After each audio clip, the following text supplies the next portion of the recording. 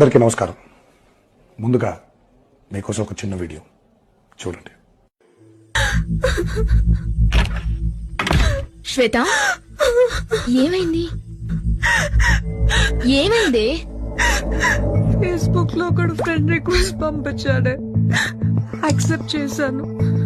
Numbers exchange చేసుకున్నాం, close అయ్యాం. ఒక రోజు ప్రపోజ్ చేస్తే యాక్సెప్ట్ చేశానే.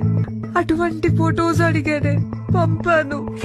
ఇప్పుడు ఆ ఫొటోస్ అడ్డు పెట్టుకుని బ్లాక్ మెయిల్ చేస్తున్నాడే. నాకేం చేయాలో అర్థం కావట్లేదే.